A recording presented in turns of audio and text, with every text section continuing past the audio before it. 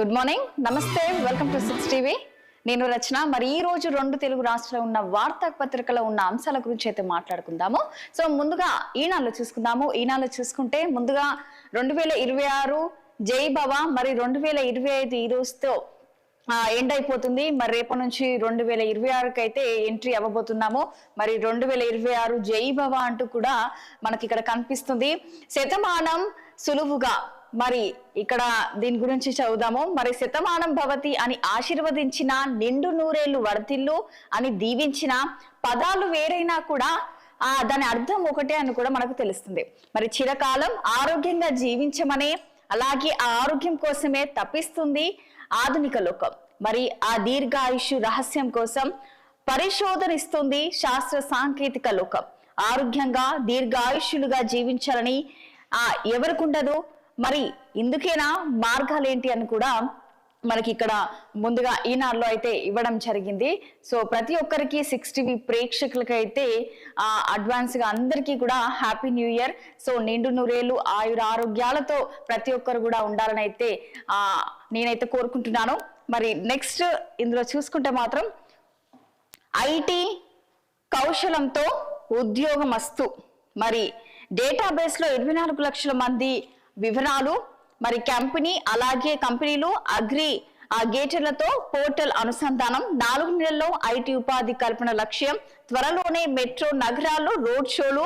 సంక్రాంతి తర్వాత IT job ఫెయిర్లు అని కూడా మనకి ఇక్కడ స్పష్టంగా కనిపిస్తుంది. కళాశాలల అనుసంధానం. రాష్ట్రంలోని అన్ని కళాశాలను కూడా కౌలశం పోర్టలతో అనుసంధానించాలని కూడా ఐటీ శాఖ యోచిస్తుందని తెలుస్తుంది. మరి ఇంజనీరింగ్ 3-4 సంవత్సరం చదువుతున్న విద్యార్థులకు మాత్రం పోర్టల్ ద్వారా తాజా సమాచారం అందుతుంది. వారు ఇంజనీరింగ్ పూర్తే జాబ్ మార్కెట్ కు వెళ్లేలోగా నేర్చుకోవాల్సిన కోర్సులేంటి, అలాగే వచ్చే ఏడాదిలో ఏ రంగాల్లో ఎక్కువగా అవకాశాలు అంటే ఉపాధిలో అవకాశాలు ఉన్నాయనేది కూడా ఉండవచ్చన్న సమాచారం కూడా ఈ యొక్క విద్యార్థులకు, అలాగే ప్రొఫెసర్లు, కళాశాల యాజమాన్యాలకు కూడా వెళ్తుందని కూడా తెలుస్తుంది. మరి ముందస్తు అంచనాల మేరకు కోర్సు సిలబస్ మార్పులను సూచిస్తుంది. కళాశాల నైపుణ్యాలు పెంచుకునేలా పోర్టల్ ద్వారా సమాచారం ఇస్తారని కూడా మనకు ఇక్కడ స్పష్టం అవుతుంది. మరి ఒక అగ్రిగేటర్ల పోర్టల్ ద్వారా కూడా మనకి ఈ యొక్క ఇంజనీరింగ్ చదువుతున్న విద్యార్థులకు ముఖ్యంగా సమాచారం ఇవ్వడం కోసము ఈ యొక్క పోర్టల్ ద్వారా సమాచారం ఇస్తారని కూడా చాలా స్పష్టంగా అయితే మనకు తెలుస్తుంది. మరి ఇక్కడ మనం చూసుకుంటే స్వర్ణరథంపై శ్రీదేవి భూదేవి సమేత శ్రీ మల్లయ్యప్ప స్వామి వైకుంఠనాథుడి వైభోగం. మరి తిరుమల వైకుంఠ ద్వారం దర్శనాలైతే ప్రారంభమైపోయాయి. మరి మాడు వీధుల్లో కనువింతుగా సర్వరథోత్సవం. నేడు ద్వాదశి చక్ర స్నానం. మరి తిరు వీధుల్లో మాత్రం స్వర్ణ రథోత్సవ వైభవం. నిన్న జరిగిన వైకుంఠ ఏకాదశికి అయితే భక్తులైతే తిరుపతికి అయితే చాలా మంది వెళ్ళడం జరిగింది. ప్రతి ఒక్కరు కూడా ఉదయం నుంచే ప్రతి ఒక్క ఎక్కడ దేవాలయంలో చూసినా కూడా ప్రజలు అంటే భక్తులు కిటకిటలాడినని చెప్పుకోవచ్చు. ప్రతి ఒక్కరు కూడా నిన్న ఉదయం నుంచి ప్రతి ఒక్కరు కూడా పూజలో పాల్గొనడం, అలాగే ఇంట్లో పూజలు చేసుకోవడము, అలాగే దేవాలయాలకు వెళ్ళి అంటే పూజించడం, ఇలాంటివి కూడా చాలా మనం నిన్న మొత్తము వైకుంఠ ఏకాదశి సందర్భంగా కూడా మనం చూసినాం. సో నెక్స్ట్ ఇటు చూసుకుంటే ఓకే, పౌర సేవలకు ధ్రువ్. మరి హెలికాప్టర్ ను ప్రారంభించిన కేంద్ర మంత్రి రామ్మోహన్ నాయుడు ప్రారంభించినట్టు కూడా మనకు తెలుస్తుంది. బీబీజీ రామ్జీతో రాష్ట్రాలకు మేలే. 17,000 కోట్ల కేటాయింపులు పెరిగే అవకాశం. తెలంగాణకు 333 కోట్లు అదనంగా రావచ్చు. మరి ఆంధ్రప్రదేశ్ కు అయితే కొంత తగ్గవచ్చని కూడా తెలుస్తుంది. SBI ఎకనామిక్ రీసెర్చ్ నివేదిక కూడా జరగనున్నట్టు కూడా మనకు చాలా స్పష్టంగా తెలుస్తుంది. మరి ఇక్కడ చూద్దాము. బంగ్లాదేశ్ మాజీ ప్రధాని ఖాలిదా జియా మరి కన్నుమూత. మరి తొలి మహిళా ప్రధానిగా అయితే రికార్డు సృష్టించిన విషయం మనందరికీ తెలిసిందే. మరి సైనిక పాలనకు వ్యతిరేకంగా పోరాటం చేసింది, అలాగే దశాబ్దాల రాజకీయ జీవితం కొనసాగింది. మరి మోదీ సహా ప్రపంచ నేతలైతే నివాళులర్పించడం జరిగింది. మరి బంగ్లాదేశ్ తొలి మహిళా ప్రధానిగా అయితే ఎంతో సేవలు అందించిన మరి బేగం ఖాలిదా జియా అయితే 80 సంవత్సరాల తర్వాత మరి కన్నుమూశారు. మరి నా తల్లి ఇక లేరు అని ఆమె కుమారుడు బంగ్లాదేశ్ నేషనలిస్ట్ పార్టీ తాత్కాలిక అధ్యక్షుడు తారిక్ రెహమాన్ మంగళవారం అయితే ప్రకటించడం జరిగింది. కొంతకాలంగా కూడా అనారోగ్యంతో బాధపడుతున్నట్టు కూడా తెలుస్తుంది. అనారోగ్యం కారణంగా కూడా కేర్ ఆసుపత్రిలో ఎవరికేర్ ఆసుపత్రిలో చికిత్స పొందుతూ మరి మంగళవారం ఉదయం 6 గంటలకు అయితే కన్నుమూసినట్టు కూడా వాళ్ళ కుమారుడు అయితే తెలపడం జరిగింది. నెక్స్ట్ సో ఇక్కడ చూసుకుందాము. మరి భోగాపురంలో చారిత్రక ఘట్టం. మన 4న తొలి విమానం ల్యాండింగ్ సిద్ధమవుతున్న రన్వే. విజయనగరం జిల్లా భోగాపురం అంతర్జాతీయ విమానాశ్రయం చారిత్రక ఘట్టానికి సిద్ధమవుతుంది. మరి 2026 జనవరి 4న ఇక్కడ తొలి విమానం ల్యాండ్ కానుంది. ఢిల్లీ నుంచి వచ్చే ఈ విమానంలో కేంద్ర పౌర విమానయాన శాఖ మంత్రి రామ్మోహన్ నాయుడు, అలాగే విజయనగరం ఎంపీ కలిసిట్టి అప్రనాయుడు రానున్నారు. మరి దీనికోసం కూడా అధికారులు ప్రత్యేక ఏర్పాట్లు కూడా చేస్తున్నారు. ఇక భవిష్యత్తులో అంతర్జాతీయ విమాన సర్వీసులకు కూడా ఇది కీలక అడుగుగా కూడా భావిస్తున్నట్టు కూడా మనకు తెలుస్తుంది. ప్రస్తుతం నిర్మాణ పనులు శరవేగంగా సాగుతున్నాయి. రన్వే, టెర్మినల్ భవనాలు, ఎయిర్ ట్రాఫిక్ కంట్రోల్, భద్రతా వ్యవస్థ తదితర కీలక మౌలిక సదుపాయాల కల్పన పనులు కూడా తుది దశకు చేరుకున్నట్లు కూడా మనకు తెలుస్తుంది. Next okay, Sankranti. మరి సంక్రాంతి కూత పెడుతున్న పందెం కోడి. మరి మన రాష్ట్రంలో సంక్రాంతి అనగానే గుర్తొచ్చేది కోడి పందాలు. అలాగే పొరుగు రాష్ట్రాల వారే కాదు, విదేశాలు స్థిరపడిన ప్రవాసాద్రులు కూడా సంక్రాంతిని సొంతిళ్లకు వెళ్ళి కూడా ఈ యొక్క పందేలు వీక్షించడానికి కూడా తహతలాడుతుంటారు. సో చాలా మంది కూడా ఈ యొక్క ఎక్కడైతే కోడి పందాలు జరుగుతాయో అక్కడికి చాలా మంది కూడా వెళ్ళి ఎంజాయ్ చేస్తుంటారు. మరి అంత క్రేజ్ ఉన్న కోడి పందాలకు బరిలో దిగే కోళ్లు మామూలుగా ఉంటే ఎలా మరి? అందుకే వాటి ఎంపిక నుంచి శిక్షణ వరకు అది తినే డైట్ నుంచి బరిలో చేసే ఫైట్ వరకు అన్ని ఆసక్తికరంగా ఉంటాయని చెప్పుకోవచ్చు. మరి ప్రధానంగా ఉమ్మడి ఉభయ గోదావరి కృష్ణా జిల్లాలు కోడి పందాలకు పెట్టింది పేరు. మరి తెలుగింటి పెద్ద పండుగకు సాంప్రదాయ క్రీడలుగా మొదలైన కోడి పందాలు ఆ 4 రోజులు అతిపెద్ద జూదంగా కోట్లలో పందాలు కాస్తే స్థాయికి వెళ్ళిపోయాయి. మరి కోడి పందాలు సంక్రాంతి బరిలో అయితే దిగేందుకు కూడా సిద్ధమైనట్టు కూడా మనకు తెలుస్తుంది. నెలలు తరబడి ప్రత్యేక శిక్షణతో రాటుదేలుతున్న పుంజులు మరి ఎన్నో రోజులు ఈ యొక్క సంక్రాంతి బరిలోకి కోడి పందాలకి నిలపడం కోసం దానికి డైట్ కి సంబంధించి ఫుడ్ అవ్వచ్చు, అలాగే ముఖ్యంగా దానికి ఇచ్చే శిక్షణ అవ్వచ్చు, ప్రతి ఒక్కటి కూడా చాలా బాగా జరుగుతుందని కూడా తెలుస్తుంది. ఎందుకంటే సంక్రాంతి పందెం కోళ్ళు ఎంత ఫేమస్ మనందరికీ తెలిసిందే. మరి ఇక్కడ చూసుకుంటే ఉస్తాతలకు పెట్టినట్లు డైట్ మనకు, అలాగే ప్రత్యేకంగా నిపుణులైన సిబ్బందితో సిద్ధం చేయిస్తున్న పందెల రాయులు, అలాగే సాంప్రదాయంగా మొదలై వ్యాపారంగా మారిన పందేలు. మరి ఇక్కడ చూసుకోవచ్చు, పిక్చర్ కూడా మనకు కనిపిస్తుంది. అంటే నార్మల్ గా బ్రాండింగ్ ఉండి గతంలో 10 ఏళ్లు గెలిచిన ఎక్కువ కోళ్లకు శిక్షణ ఇచ్చిన కాక్ ట్రైనింగ్ సెంటర్ల వారితో శిక్షణ ఇప్పించేందుకు ప్రయత్నిస్తున్నారు. గతంలో రాజులకోటలో ఇలాంటి శిక్షణ ఇచ్చిన కుటుంబాలకు చెందిన వారు వంశపారపర్యంగా ఈ వృత్తిలో కొనసాగుతున్నారు. అలాంటి వారిని కోళ్లు శిక్షణ ఇచ్చేందుకు కూడా నియమించుకుంటారని కూడా తెలుస్తుంది. ప్రత్యేకంగా అంటే కోళ్ళకు కూడా ట్రైనింగ్ ఇచ్చే కోచ్ కూడా ఉంటారని కూడా మనకు తెలుస్తుంది. ఓకే, నేను చూసుకుందాం. పోలవరాన్ని తాండవ దాటించారు. ఏడాదిలో పూర్తయిన అడ్వికట్టు నిర్మాణం. తాండవ నదిపై నిర్మించిన పోలవరం కాల్వ అడ్విటకు మరి పోలవరం ఎడమ కాల్వ పనులు మరి యుద్ధ ప్రాతిపదికన సాగుతున్నాయి. మరి దీనిలో భాగంగా కాకినాడ జిల్లా తుని మండల పరిధిలో కుమ్మరిలోవ సమీపంలో తాండవ నది రేఖవాణిపాలెం వద్ద తుని నర్సీపట్నం ప్రధాన రహదారి చేపట్టిన అక్విడక్ట్ కు నిర్మాణాన్ని ఏడాది వ్యవధిలోనే పూర్తి చేశారు. మరి సుమారుగా చూసుకుంటే 75.94 కోట్ల వ్యయంతో ఈ యొక్క పనులు చేపట్టి కూడా మనకి వైకాపా ప్రభుత్వం నిలిచాయని కూడా మనకు చాలా స్పష్టంగా కూడా తెలుస్తుంది. మరి నెక్స్ట్ ఈనాడులో చూసుకున్నాము. మరి సాక్షిలో ఉన్న అప్డేట్ గురించి మాట్లాడుకుందాము. మరి సాక్షిలో ఉన్న అప్డేట్ ఓకే, వెంటిలేటర్ పై సంజీవని మరి ఆరోగ్యశ్రీ పథకాన్ని పూర్తిగా నీరుగా చేసిన చంద్రబాబు ప్రభుత్వం. ఆరోగ్య భరోసా కొరవడి పేద మధ్య తరగతి ఆందోళన. మరి బడుగుల ఆరోగ్యంతో బాబు సర్కార్ చిలగాటం. నెట్వర్క్ ఆసుపత్రులకు 3,000 కోట్లకు పైగా బకాయి. సేవలను తిరస్కరిస్తున్న ఆసుపత్రులు. ఉచిత వైద్యం అందని ద్రాక్ష. రోగుల నుంచి అందినంత దండుకుంటున్న యాజమాన్యులు. మరి బాబు ఏలుబడిలో పేదల రక్తాన్ని చెలగలా పీల్చేస్తున్నారని కూడా స్వయంగా టీడీపీ నాయకుల ఒప్పుకోవాలని చెప్పుకోవచ్చు. మరి కాలు విరిగిన వారి నుంచి లక్షల్లో వసూలు చేస్తున్నారంటూ కూడా టీడీపీ నేత పిఠాపురం మాజీ ఎమ్మెల్యే వర్మ సంచలన వ్యాఖ్యలు చేసిన పరిస్థితి అయితే చూస్తున్నాం.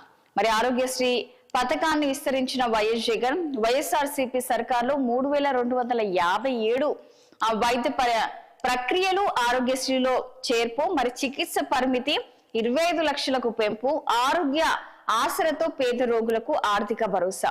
ఇంకా ఫ్యామిలీ డాక్టర్ తో గ్రామీణుల చెంతకు ఉచిత వైద్యం అని కూడా తెలుస్తుంది. మనం ఇక్కడ చూసుకుందాం. ఇప్పుడు ఆరోగ్యశ్రీ కింద ఉచిత వైద్యం కోసమే ప్రైవేట్ నెట్వర్క్ ఆసుపత్రులకు వెళ్తే రోగులను భయభ్రాంతులకు గురి చేస్తున్నారు. పిఠాపురం నియోజకవర్గం నుంచి కాలు విరిగిన బాధితులు కాకినాడలో ప్రైవేట్ ఆసుపత్రికి వెళ్తే 50,000 నుంచి 1.50 లక్షల వరకు వసూలు చేస్తున్నారు. మరి ఈ దోపిడీకి గురైన వారు సింహాద్రిపురం వారు.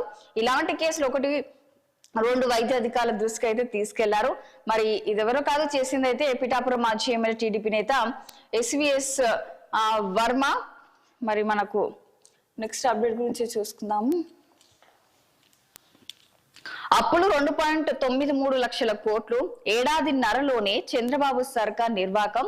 తాజాగా చూసుకుంటే 7.54% వడ్డీతో 4,000 కోట్లు రుణం. మరి అలాగే మార్క్ ఫెడ్ ద్వారా మరో 1,200 కోట్లు అప్పు. బడ్జెట్ బయట లోపల అప్పులు చేయడంలో రికార్డు సృష్టించిందని కూడా మనకు తెలుస్తుంది. బడ్జెట్ అప్పులే 1,65,637 కోట్లకు చేరిక. బడ్జెట్ బయట అప్పులు మరో 1,27,632 కోట్లు. ఎన్ని చేసిన ఆడబిడ్డ నిధి, నిరుద్యోగ భృతి ఎగనామం. సంపద దృష్టి దేవుడెరుగు. ప్రజలపై భారీగా రుణభారం. ప్రభుత్వ ఆస్తులు ప్రైవేటీకరణ చేయడమే లక్ష్యంగా బాబు పాలన చేస్తుందని కూడా మనకు ఇక్కడ తెలుస్తుంది. నెక్స్ట్ అప్డేట్, పోలవరం హతనిధి. మరి ప్రాజెక్టు నిధుల్లో భారీగా కోత. నిధుల సద్వినియోగంలో చంద్రబాబు సర్కార్ ఘోర వైఫల్యం. పోలవరానికి 2025 నుంచి 26 బడ్జెట్ లో 5,936 కోట్లు కేటాయించినట్టు కూడా తెలుస్తుంది కేంద్రం. మరి ఈ ఆర్థిక సంవత్సరంలో 3,034 కోట్లే కేటాయించాలని PPA ప్రతిపాదించింది. మరి మిగతా మొత్తం చూసుకుంటే 2026 నుంచి 27లో కేటాయించాలని కూడా కేంద్ర జలశక్తి శాఖకైతే సూచన చేయడం జరిగింది. మరి 2024 నుంచి 25 రాష్ట్ర ప్రభుత్వానికి అడ్వాన్స్ గా 2 విడతలుగా చూసుకుంటే 5,52.71 కోట్లు విడుదల చేసినట్టు తెలుస్తుంది. మరి అందులో ఇప్పటి వరకు చూసుకుంటే 2 విడతలు చూసుకుంటే 5,052.71 కోట్లు విడుదల చేశారు. మరి ముఖ్యంగా అందులో ఇప్పటి వరకు చూసుకుంటే 4,352.71 కోట్లు వ్యయం ఇప్పటి వరకు అయితే జరిగింది. మరి నెక్స్ట్ 2 విడతలుగా కూడా చేసే అవకాశం ఉన్నట్టు కూడా మనకు కనిపిస్తుంది.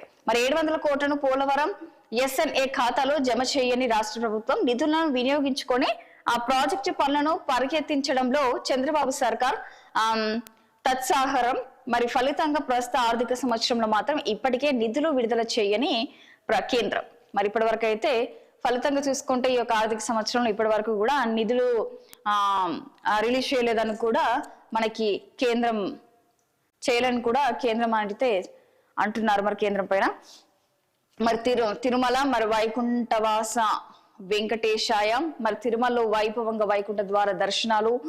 నేత్ర పర్వంగా శ్రీవారి స్వర్ణ రథోత్సవం. నేడు స్వామి వారికి చక్ర స్నానం.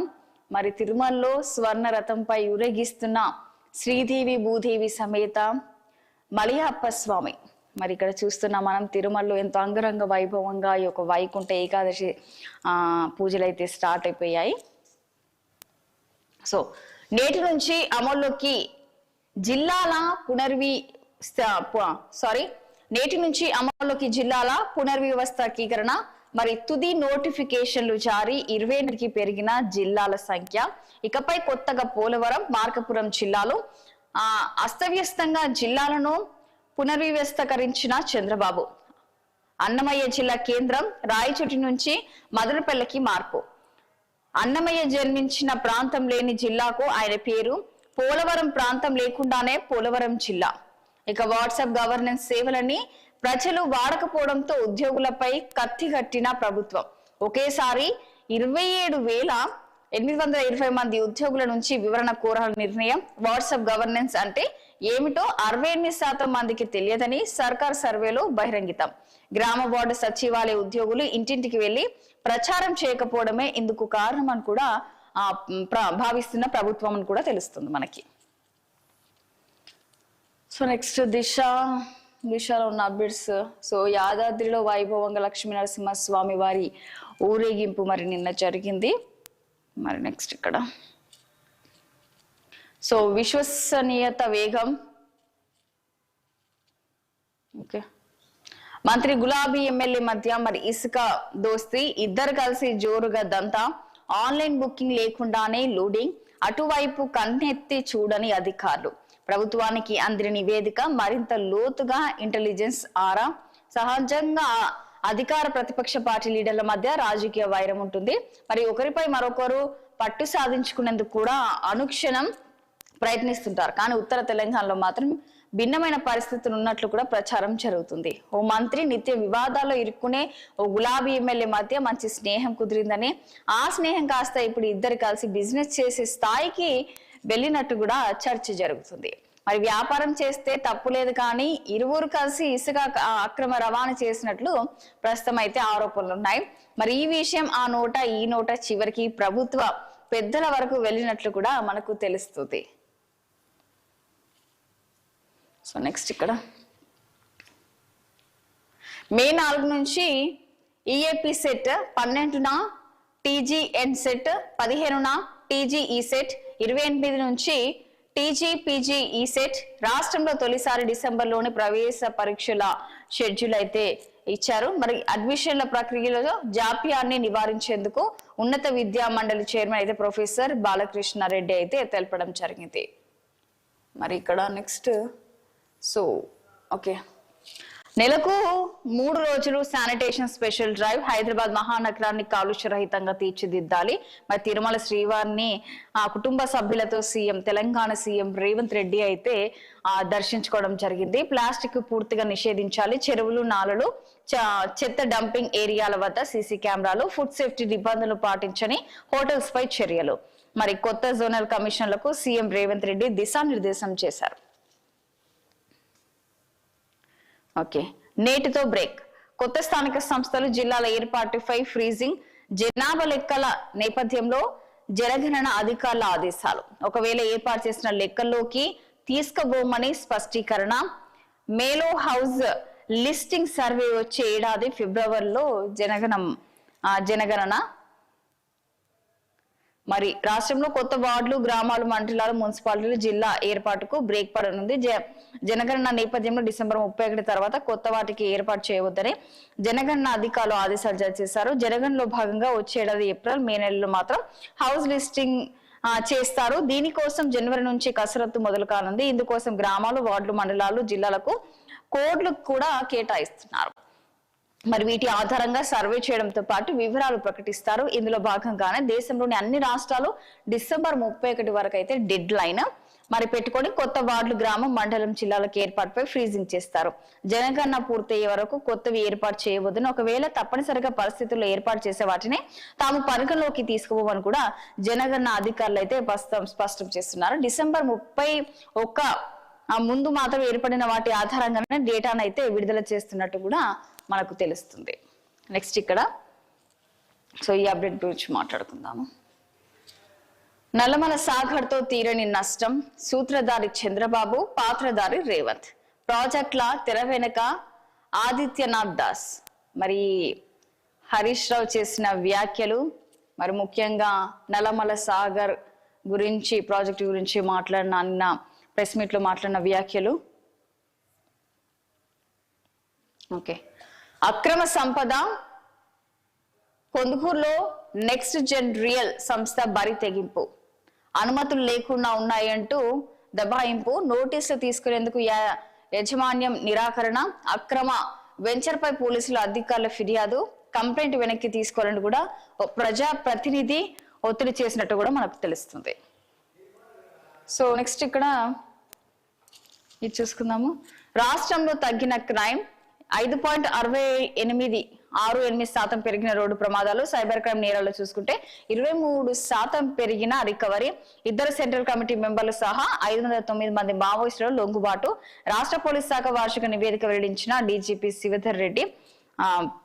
ముఖ్యంగా చూసుకుంటే రోడ్డు ప్రమాదాలు మాత్రము ఎక్కువగా ఉన్నట్టు కూడా తెలుస్తుంది. మరి 5.68% మరి రోడ్డు ప్రమాదాలు జరిగాయి. మరి సైబర్ క్రైమ్ నేరాలు చూసుకుంటే మాత్రం 23% అయితే రికవరీ అన్నట్టు కూడా మనకు తెలుస్తుంది. ఓకే, ఈ రోజు న్యూ ఇయర్ సందర్భంగా న్యూ ఇయర్ వేడుకలకు కాబట్టి మరి ప్రతి ఒక్కరు కూడా చాలా ఎంజాయ్ చేస్తుంటారు, అటు ఇటు వెళ్తూ ఉంటారు. కాబట్టి సో మెట్రోకి సంబంధించి మనకి ఈ ఒక్క రోజుకు నేడు అర్ధరాత్రి మాత్రం 1 గంట వరకు మెట్రో రైళ్లు అంటే మెట్రో రైళ్లు ఉంటాయని కూడా, సేవలు ఉంటాయని కూడా మనకు చాలా స్పష్టంగా తెలుస్తుంది ఇక్కడ. సో నెక్స్ట్ ఏబిఎన్ ఆంధ్రజ్యోతి చూద్దాము. ఆంధ్రజ్యోతిలో ఉన్న అప్డేట్స్ గురించి మాట్లాడుకుందాము.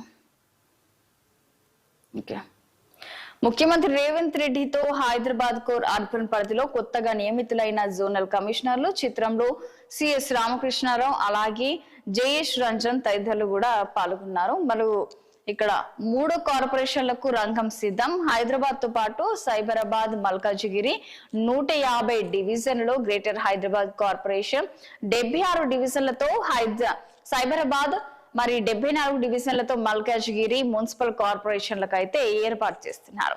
మరి 2న శాసనసభలో ప్రకటించనున్న ప్రభుత్వం విభజన ప్రక్రియ పూర్తి. మరి సర్కారు వద్ద నివేదిక ఫిబ్రవరి చివరి నాటికి కూడా తుది నోటిఫికేషన్ వస్తుందని కూడా మనకు తెలుస్తుంది. మరి కొత్త కార్పొరేషన్లకు ప్రత్యేక భవనాలు 10 ఎకరాల చొప్పున కేటాయించాలని నిర్ణయం. తాజాగా బదిలీ అయిన అడిషనల్ కమిషనర్లే కొత్త కార్పొరేషన్లకు భవిష్యత్తు కమిషనర్లను కూడా మనకు తెలుస్తుంది. ఓకే, సో కొత్త సంవత్సరంలో చూసుకుంటే పోలీసు కొలువులు 14,000 కానిస్టేబుల్ పోస్టుల భర్తీకి రంగం సిద్ధం చేశారు. మరి త్వరలో నోటిఫికేషన్ విడుదల. 2 ఏళ్లుగా నిరుద్యోగుల ఎదురుచూపులు, ఖాళీగా వేలాది కానిస్టేబుల్ పోస్టులు, సిబ్బందిపై పెరిగిన పని భారం.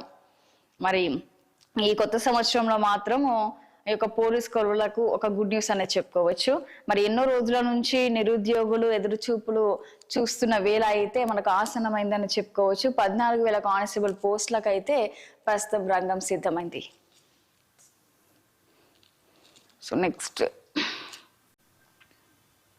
రాజధాని ఢిల్లీపై సుదర్శన చక్రం 5,181 కోట్ల విలువైన గగనతల రక్షణ వ్యవస్థ ఏర్పాటుకైతే కేంద్రం ఆమోదం తెలిపింది.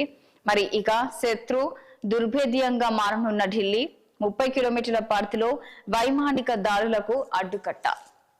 మరి అమెరికాలో గడప దాటని భారతీయులు బెబ్బెలెత్తిస్తున్న వీసా తనిఖీలు, ఇళ్లకే పరిమితమైన వలసదారులు, ట్రంప్ కఠిన ఆంక్షలతో ఉక్కిరిబిక్కిరి, విదేశాలే కాదు అమెరికా లోపలి ప్రయాణాలు రద్దు చేసుకున్న వైనం, అగ్రరాజ్యంలో సందడి లేని న్యూ ఇయర్, కేఎఫ్ఎఫ్ ఎన్వైటీ సర్వేలో అయితే వెల్లడించడం జరిగింది. మరి నెక్స్ట్ ఇక్కడ బీఆర్ఎస్ కు కమిషన్ల కకృతి, మరి తుమ్మిడి హెట్టిల జురాలకు కేసీఆర్ అన్యాయం, నీళ్లు లేవంటూ తుమ్మిడి హెట్టి నుంచి మేడిగడ్డకు తరలింపు, జూరాల నుంచి శ్రీశైలానికి పాలమూరు రంగారెడ్డి మార్పు, ఈ 2 ప్రాజెక్టులో కమిషన్లే బీఆర్ఎస్ కు ప్రమాణికం, రాయలసీమ ఎత్తిపోతలకు కేసీఆర్ సహకరిస్తే అడ్డుకున్నాం, కృష్ణా ప్రాజెక్టులను 2.5 ఏళ్ల వ్యవధిలో పూర్తి చేశామని కూడా మనకి ఇక్కడ ఉత్తమ్ చేసిన వ్యాఖ్యలు. సో నెక్స్ట్, నాడు ఉద్యమ ద్రోహి నేడు జలద్రోహి, గోదావరి నీళ్ల తరలింపుపై ఏపీకి సీఎం రేవంత్ మద్దతు, నల్లమల సాగర్ నిర్మించిన రాష్ట్రానికి నష్టమే, దీనికి వ్యతిరేకంగా అసెంబ్లీలో తీర్మానం చేయాలని కూడా హరీష్ రావు తెలపడం జరిగింది. సో నెక్స్ట్ ఆ 10 రోజులు టోల్ వద్దు. జనవరి 9 నుంచి 18 వరకు హైదరాబాద్ నుంచి విజయవాడ హైవే పై టోల్ అంటే అక్కడైతే వసూలు చేయొద్దు అని కూడా తెలపడం జరిగింది. గడ్కరీకి మంత్రి కోమటిరెడ్డి లేఖ రాయడం జరిగింది. సంక్రాంతి సమయంలో ట్రాఫిక్ జామ్ ను నివారించేందుకు కూడా ఈ యొక్క టోల్ గేట్ దగ్గర అయితే వసూలు చేయొద్దు అని కూడా మనకు స్పష్టం చేశారు. మరి దానికి గడ్కరీకి కూడా మంత్రి కోమటిరెడ్డి లేఖ రాసినట్టు కూడా తెలుస్తుంది. సంక్రాంతి సమయంలో ఈ యొక్క ట్రాఫిక్ జామ్ ఉంటది కాబట్టి ట్రాఫిక్ జామ్ అవ్వకూడదు అనే విషయంతోనే దృష్టిలో పెట్టుకొని ఈ యొక్క నిర్ణయం అయితే తీసుకోవడం జరిగింది. తప్పనిసరి అయితే RNB నుంచి కనీస రుజువు ఇస్తామని కూడా వెల్లడించడం జరిగింది. ఓకే, తగ్గిన నేరాలు, పెరిగిన రోడ్డు ప్రమాదాలు. మరి నేరాలు తగ్గి ఈ మధ్య కాలంలో ప్రమాదాలు, రోడ్డుకు సంబంధించిన యాక్సిడెంట్లు అయితే చాలా విపరీతంగా అయితే పెరిగిపోయాయని చెప్పుకోవచ్చు. మరణాలు అలాగే క్షతగాతుల సంఖ్య తగ్గింది. మరి రాష్ట్రంలో సైబర్ నేరాలు భారీగా తగ్గాయి. అలాగే దొంబిలు కోట్లాలుగా 47% తగ్గుముఖం. డ్రగ్స్ పై ఉక్కుపాదం మోపడంతో కేసులు పెరిగాయి. 2025 తెలంగాణ నేర వార్షిక నివేదిక విడుదల చేశారు మరి శివధర్ రెడ్డి, డీజీపీ శివధర్ రెడ్డి.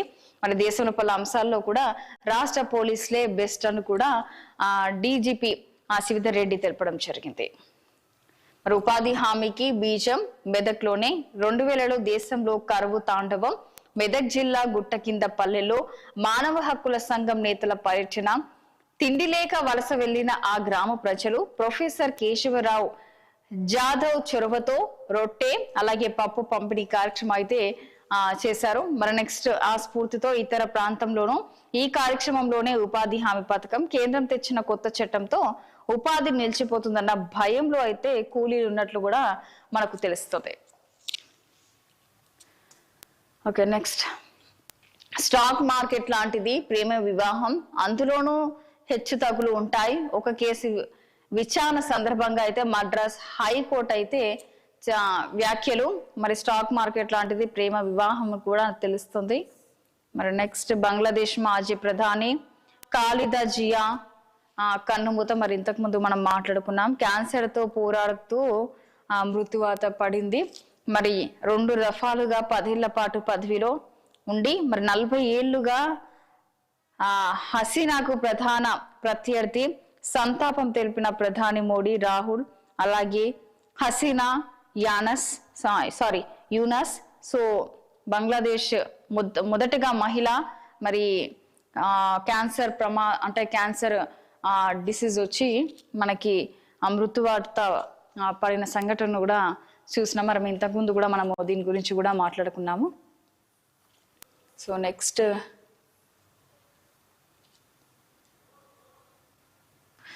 హైదరాబాద్ లో ప్లాస్టిక్ బ్యాన్. కోర్ అర్బన్ లో పెద్ద సమస్య చెత్త. చెరువులు, నాలల్లో ప్లాస్టిక్ చేరొద్దు. జనవరి నుంచే పూడికతీత పనులు.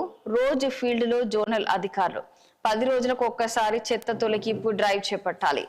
సో మరి ఔటర్ లోపల ఈ బస్సులు, ఈ ఆటోలు నడిచేలా చర్యలు. GHMC సమీక్షలో సీఎం రేవంత్ రెడ్డి పాల్గొనడం జరిగింది.